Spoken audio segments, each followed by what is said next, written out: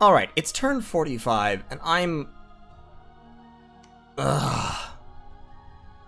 I knew it was a risk. It's always a risk. Dispel is never guaranteed. Nothing is guaranteed to remove a global. But I'm a little bit pissed off by it nonetheless. Either I rolled badly or he overcast significantly, and so I have not managed to dispel Seas of Ice. That's very unfortunate. Bogarus bounced a whole bunch of hawks off Patala for some damn reason. Searched for a bunch of magic sites, didn't find any. Got a whole bunch of random events. The lake, I can no longer use the lake, so it's just providing one water gem now, which is okay. A little bit depressing, but oh well. Some unnecessary laws have been abolished, and yet turmoil and unrest go up, so I guess they weren't all that unnecessary. In any case, we're all prepped to fight Arcocephali, except we're in a much, much worse position to do so than I had hoped, because we wasted a whole bunch of gems on things that did not work out.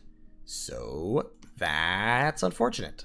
I am a little bit pissed off about it, but these things happen. It's just life.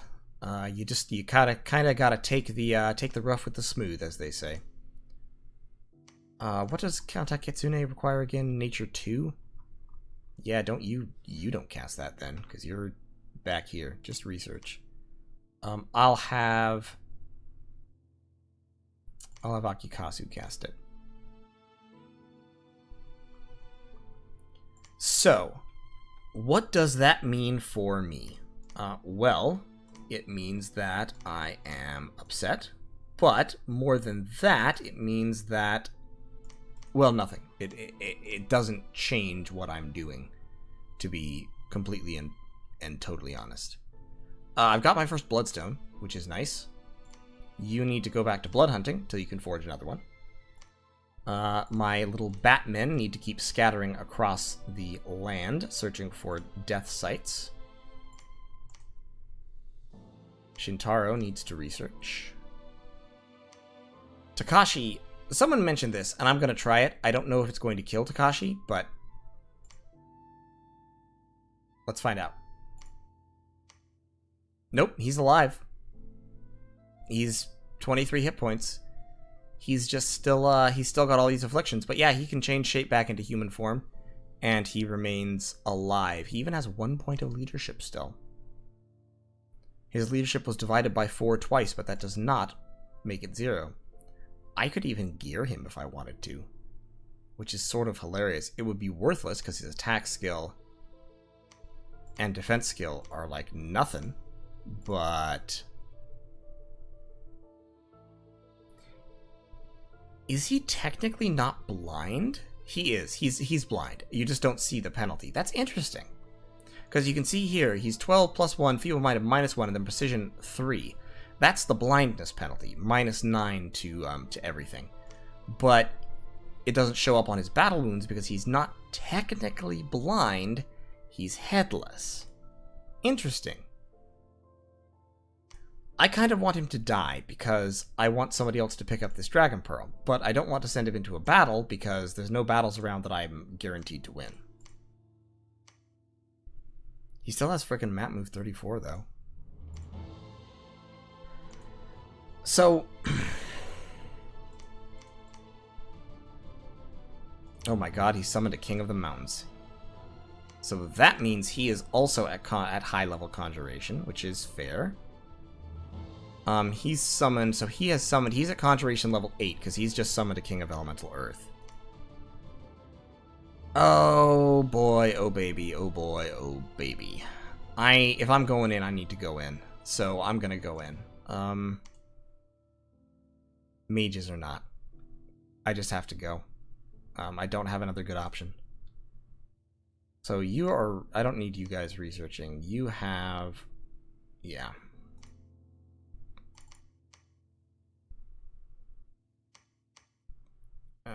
You guys move up there. You guys will be on fire closest.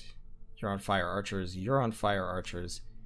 You will be on hold and attack, and you are on hold and attack, so we'll put the infantry up front there. Kind of scatter the archers in a line like this. Nope, not spells. That's the one. I don't feel great about this war. I'm a little bit worried by it. But my problem is I know that Arco and I are going to go to war. And I worry that the longer I wait, the more powerful he gets. And I mean, I'm also getting more powerful over time. I have actually quite good research. I have a strong army. I have good summons that I'm starting to pump out. But he has Mother Oak, and with Sea of Ice, a lot of my advantages are a little bit neutered. So I'm a bit distressed by it. And I would love to have an ally. But of course, Atlantis... Well, Atlantis actually does have some borders with Arco now. I'm going to hold off one more turn. I'm going to hold off one more turn, and I'm going to... That might be a bad idea, because it will give Arco another turn to shift troops, because it's not like it's not obvious that I've built up on the borders. But like this. But I really feel like I need an ally before I do this. I'm nervous about it. He's got a lot of troops in a lot of places. And I have a sneaking suspicion that he has better battle magic than me. That is a lot of priests. Oh, I see what he's doing. He's preaching out his dominion. Okay, so Atlantis, Late Age Atlantis has an oddity, which is that their forts are ice forts, or ice castles. Ice forts are really, really strong in cold. Specifically in cold 3, they're stronger than most forts. Or they are as strong as most forts with some other bonuses. As if it gets warm, they start to melt. And they suffer penalties, like progressively more and more penalties, until they are garbage and hardly contribute at all. So Atlantis, unlike most nations, needs Cold 3. Like, it needs it as bad as Niflheim needs it. And it absolutely has to spread cold scales. It can't not. If it doesn't spread cold scales, then it's doomed. So what they're doing is they're preaching out their dominion to spread cold scales. I'm actually going to build a temple here. You can't build a temple. You can research, though. You, however, can build a temple. So we're going to build a temple, because I have a little bit of extra cash. And we're going to recruit some more. Since I can cast Arrowfend now, I'm not nearly so scared of crossbows. Because my Dai Tengu can cast Arrowfend just right off the top of their heads. And that gives you air shield on all of your units automatically. Masatsura, actually, let's have you summon Konoha Tengu. I'm getting plus 12 air per month. That will slow down my next Dai Tengu, but having more Tengu might be good. I already have quite a few Tengu, don't I? Because I got Tengu with the Dai Tengu. So, I mean, I already have 50 Tengu.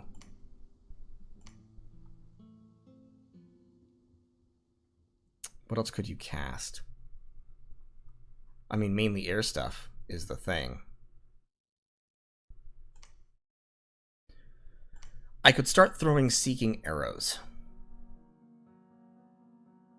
I could start throwing Seeking Arrows at Arco. He would probably retaliate in the same way. I could also summon Watchers to patrol. That might not be bad. I don't really need him right now, though. So, I think I'm going to set these guys to just research for the moment. It's a little bit of a waste of their potential, but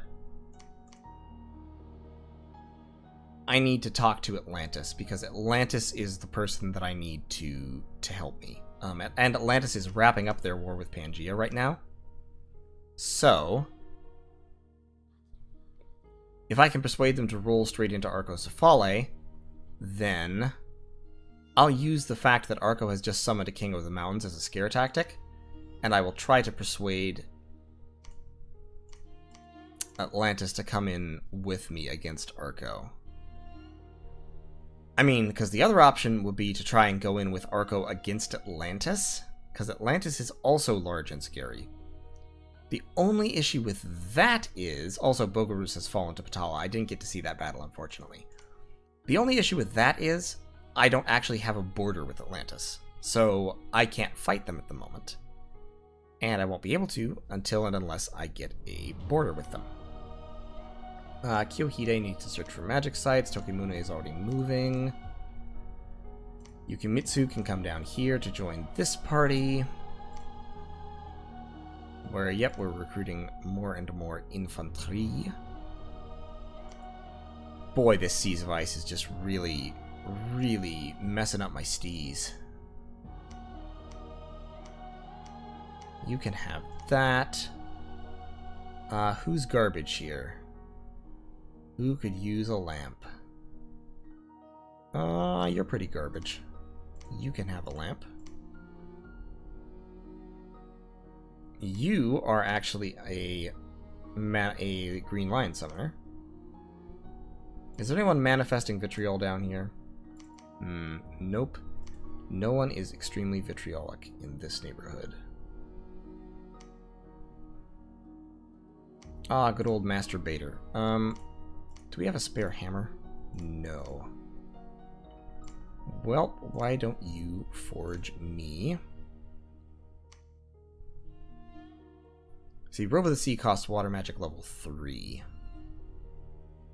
I can forge really good armor at this, really good items at this point, including the rainbow armor, which is pretty solid. What I need is... So I can start thugging at this point if I want. The problem is it costs earth gems or astral pearls.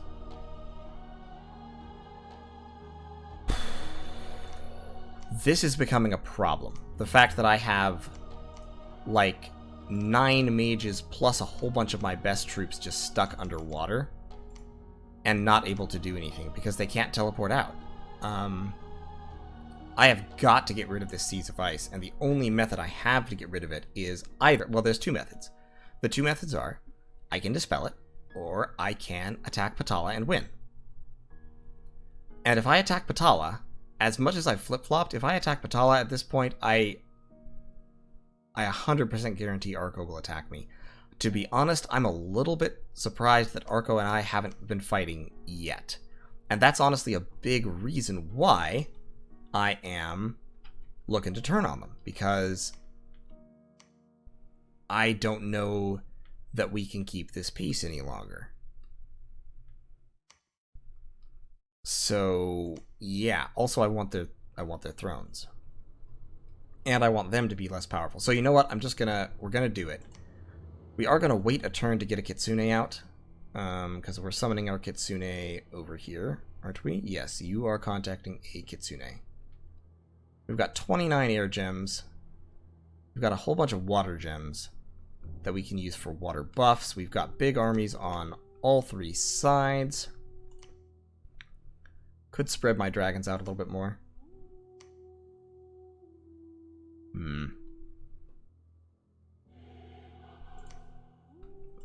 Don't really want to, though. Yeah, I think that's what has to go down here. Gonna research there, and when we go in, I'll deploy nature and water buffs in a big way and try to just kind of roll over the enemy with units. Go away, you. I've got these vine ogres. Summoning... all my nature and astral pearls are just accomplished nothing. I mean, I literally just flushed like 160 gems down the tubes over the last 2 turns. And it's enormously frustrating. Because that's a huge strategic blow. Like, that makes it hard to do what I need to do. So, we will survive. We will overcome this. One more turn. it might be worthwhile to just go in now, but I'm going to wait one more turn because I'm indecisive, and it will enable me to assemble the rest of my troops in a useful way. I've also got 4 more green lions, so we're going to give them to... Let's give them to Yukihiro. And Yukihiro move down to join the army. Alright, that's going to be it. Turn 45. I'll see y'all on turn 46, where the war will actually launch off. Alright, it's turn 46. I'm running a little bit late in my recording, so this is going to be a fairly brief one, but we are going to have to go over some scripting because the war against Arcocephale is kicking off. Who is that? That is Camlin. The spell monkey needs to be researching. So, I've just gone through, I've just done a whole bunch of scripting. Hopefully it'll work. I'm going to give you the broad strokes. In this army, I am casting Mass Protection combined with a number of summons. Creeping Doom, Water Elementals, Living Water. I'm also casting Anti-Magic and then spamming out some Astral Geysers to horror mark enemy troops if necessary. Moving into these provinces, I don't anticipate a whole lot of resistance in these provinces. My worry, actually, is that he may have set this province up to trip gem use. Which I don't need. So what I might well do here is let's actually change my scripting just a little bit. Living Water, that's actually fine because he'll only use like 1 gem doing that. That's also fine scripting. That'll use relatively few gems. No gems there. Strength of Dark Gaia, Creeping Doom. Let's cut it down to 1 Creeping Doom, and then we're on Conservative, so we won't use gems after that. That's fine. 2 Marble Warriors. I don't actually need those, so we'll take that off, and then we'll just set him to cast spells with his Earth 6. And is he on Conservative? He is. Strength of Gaia, Mass Protection. That's a great one. Summoning a Water Elemental. Anti-Magic. I do want Power of the Spheres Anti-Magic, probably. Just, well, I won't need it. I won't need those here. So we'll just have him spam out Astral Geyser for a while. And Iku is following along sneakily, carrying extra gems. We're going to give her these 3 extra water gems as well. So she's carrying 5 nature and 3 water, so that we can reload a little bit without anybody noticing. With her 80 stealth, she is highly unlikely to have anything bad happen to her. This is our first Kitsune. Not great randoms, but she did get the water nature crosspath, which is okay, I guess. She could potentially cast Foul Vapors, which would actually be an interesting trick. Come to think of it. Because since I have nature, I can spam Poison Resist pretty effectively. And I don't necessarily think he would be expecting that. Yeah, she can just cast Foul Vapors naturally, can't she? And Poison Ward has been buffed to give 10 Poison Resist. So spamming out Poison Ward could cover my army. Okay, so I'll hold that in reserve. When I go in against one of the forts, I will strongly consider that. Especially this one. He has a King of the Mountains and a Queen of Thunder. So he has 2 of the elemental royalty in this province, which is frightening. Also, my computer is lagging right now. Hold on just a second. Okay, I don't know what was causing that, but in any case, we'll keep the Foul Vapors in reserve. I should still have enough nature gems to do it. I am leaving Kinao behind so he can ferry gems forward if necessary, because of course he can fly very rapidly. I'm going to do the same thing with, actually, I'm going to take Camlin, I'm going to move Camlin there instead. In this army is the interesting one, because this army has 2 Dai Tengu. And Dai Tengu can cast, not only can they cast big air spells, but, and this was something I only realized fairly recently while I was looking at their spell list, pondering the scripting here. Dai Tengu can cast Teaching Sign, which is the Jomon-specific holy spell that buffs, that is essentially a personal power of the spheres. It buffs your magic paths, like all of them. So, because they are holy and nature, Dai Tengu can cast Teaching Sign, which is a holy nature crosspath spells. And it costs no fatigue, and it just takes a turn, and it buffs your magic paths. So Yukikyo here is going to cast Teaching Sign and then Fog Borders, which will give all of my units Mist Form. Masatsura, meanwhile, will cast Arrow Fend, making me highly, highly resistant to arrows. Wind Guide, making my archers much more accurate, and then Living Clouds, just to... He doesn't even really need to cast the Living Clouds, to be honest. But having a few air elementals would be helpful. In the meantime, my army is all stacked up. I am casting a couple of Creeping Dooms. I've got this one guy throwing lightning bolts. I'm setting up a small communion to further buff my archers by casting flaming arrows, and then actually I'm not going to cast Heat from Hell. Don't need that in my life. One thing that could help me would be relief. I'm casting mass protection here. I could then also cast relief. It takes nature 5 though, so I would need a nature 3 guy with a booster and then 2 gems. And I don't think I need it. I doubt he's going to be pulling out fatigue-centric techniques at this point, because he's mainly got mystics. So I don't think he's going to be relying on fatigue. However, the mass protection combined with the Fog Warriors will make my Tengu extremely tanky. And that will allow them to jump to the back, because I have 50 Tengu here. That will enable them to jump to the back and wreak havoc, because with the Mist form, of course, they're resisting most hits. And with the mass protection, their protection will be about 14. Or in the case of the Tengu Warriors, their protection will be about 20. So, they're going to be extremely hard to stop. Over here, I have this army. This army is actually just waiting. I'm not going in with them primarily because I'm low on gems. Now, I could throw up a small communion here to drop Fog Warriors, which would help, because I do have air gems. And I'm considering it, but I don't have any nature gems available. I have very few astral pearls available. Overall, I feel like going in with this army would sort of reveal weakness, if that makes sense. And what I want is, I want to basically attract... How do I put it? I want to draw his attention away from Mictlan. And I want to have this army in place to defend Mictlan, if necessary. I've contacted both Atlantis and Patala, saying basically, hey, I'm about to attack Arco. If you want a peace, now's the time. So we're going to hit these 2 provinces. We're going to hit this throne right here. And we're going to wait up here. And if this army moves out, we'll see it. And we'll be able to make counter moves with this army and fight in our own dominion. So, it is going to be interesting. Now, Arcocephali, like I said, is scary. They have a lot of gem income. They still have Mother Oak. I still have Seas of Ice active. And they do have 2 of the Elemental Royalty, which means they've spent a lot of gems summoning these guys, and they'll be casting powerful, powerful battlefield magic with them. One thing that I'm going to have to look out for is Earthquake from Origines. I will have to look out for Fog Warriors and similar big air spells to the ones I'm casting from the Queen of Thunder. And of course I'll have to look out for General Communion Magic, of which Arco has a lot. And since the patch...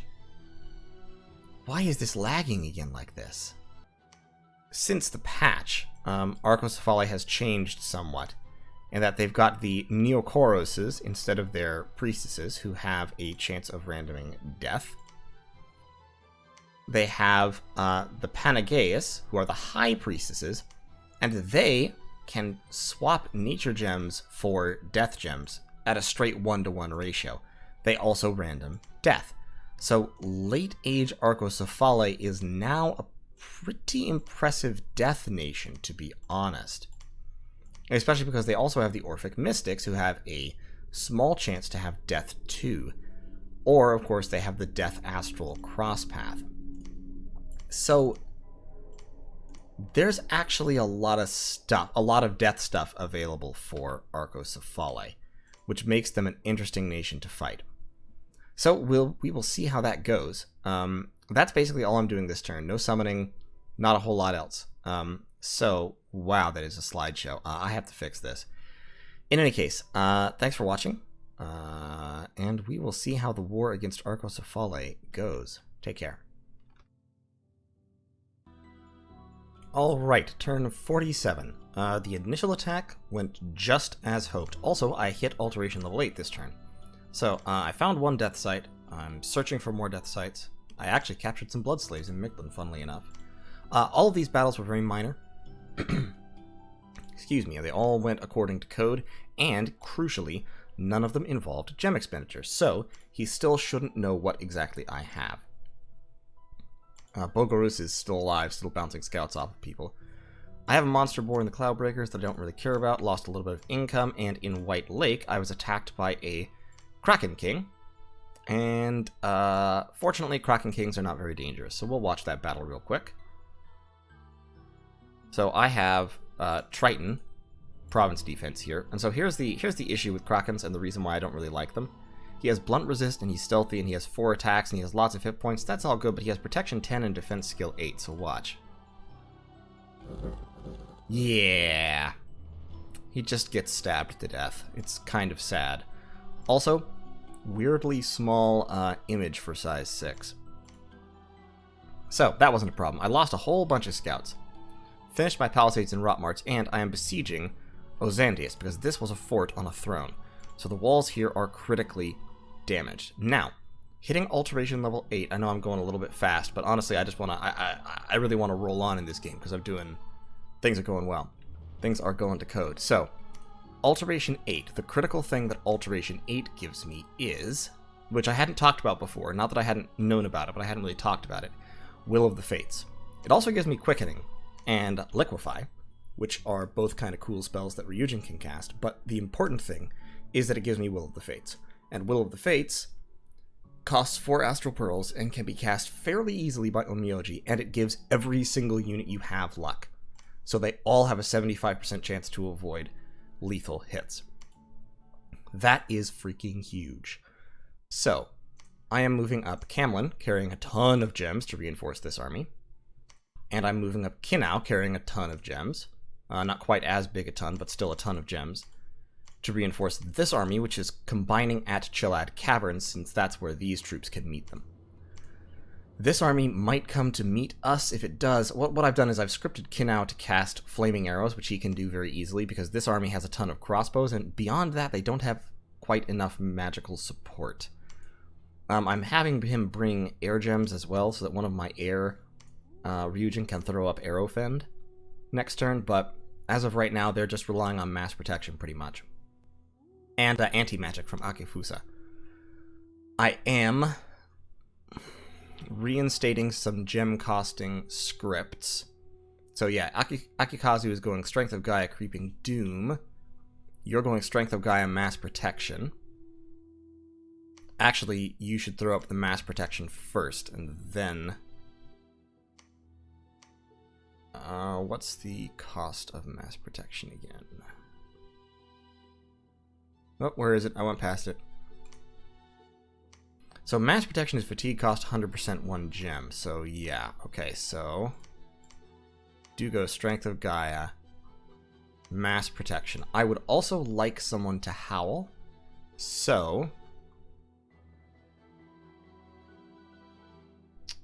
we're going to make Akikazu howl. This is just in case I get attacked. If this army, because if I was Arco and I saw this army, I would move these troops up to here to try to... Like, I think the best chance is probably to intercept with full force right here at outside Chilad Caverns and fight a field battle in the dark.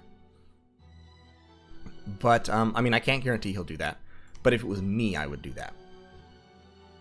Now, also in terms of Earth spells, Alteration 8 has Ground Army, which is a spell that makes you immune to, or not immune, but highly resistant to... It gives you 5 shock resistance across the whole army, which is great.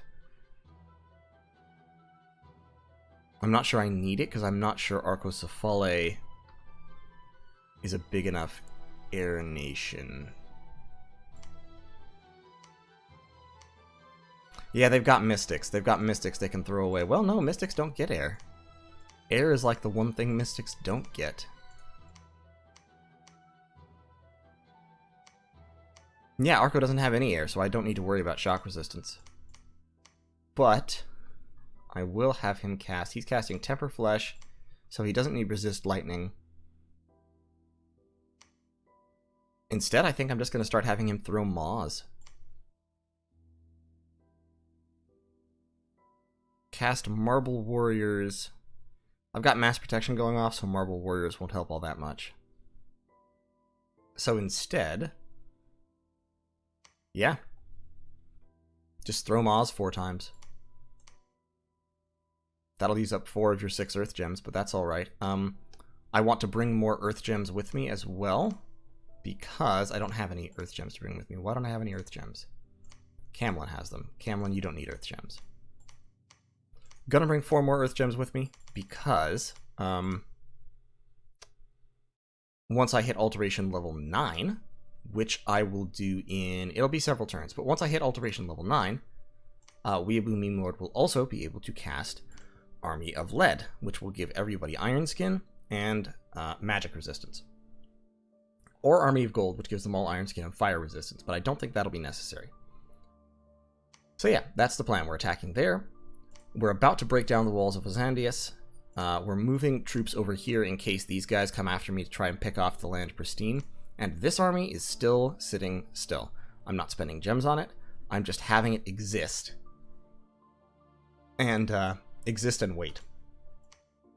And all these guys should preach instead of blood hunting. I don't need to blood hunt in Mechlin. And all these guys should patrol. There we go.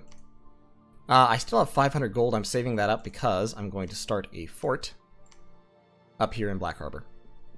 And I would actually, honestly, I could start a fort down there too. Just need to save a little bit of money somewhere. Yeah, just cancel him. And we'll start building a palisade there. That might... it might inspire Arco to attack sooner rather than later. But I'm pretty sure I could stop him. Also, Patala has talked to me and he said, look, Arco has bribed me to attack you, so I'm flipping that around on Arco. So Jimbo is going to be... we'll coordinate. He's going to take one province at a time, which I can then take back with Eugen or whatever. And then he will turn on Arco and do the business, give him the business. So you're searching. I need you to go. Why can't I get there? All right, go up there and search that for death. My bats are flying all over the place, searching everywhere for death 1. And so our death income should be going up in case that ever becomes useful. Akan can do stuff with it because he's a death 2. And it should be fun. So thanks for watching, and I'll see you all in turn 48. Turn 48. Things are going more or less according to code, to be honest. I did lose over here. I had a commander assassinated by an Arcocephalian adventurer who had I believe a skull talisman, if I recall correctly. What did he have? Yeah, he had a bottle of living water and an amulet of the dead, so he could make skeletons. So he just came in and, ate my commander with a water elemental. That did unfortunately strand some of my troops. Also, I lost a horse tribe chief. Weeaboo Meme Lord, meanwhile, has been surviving magic nightmares, interestingly. And other than that, we're doing just fine. We attacked Chilad Caverns, wiped out the province defense for almost no losses. Did have a horse tribe chief retreat for no apparent reason. And then beyond that, we were attacked by barbarians in Lyratos, so we lost that province. Unexpected defense, got some nature gems, lost some pop. Death and pop loss, and 200% tax, or actually 300% tax all told, which is excellent. That was about another extra 200 gold. So, down here we've got our stack storming this castle, and we're scripted up to cast our buffs. We get Flaming Arrows going on there, Will of the Fates there, Arrowfend, Wind Guide, and Fog Warriors going on down here. Over on this side, we've got this big old stack with less by way of buffing going on. We do have Wind Guide and Quickening.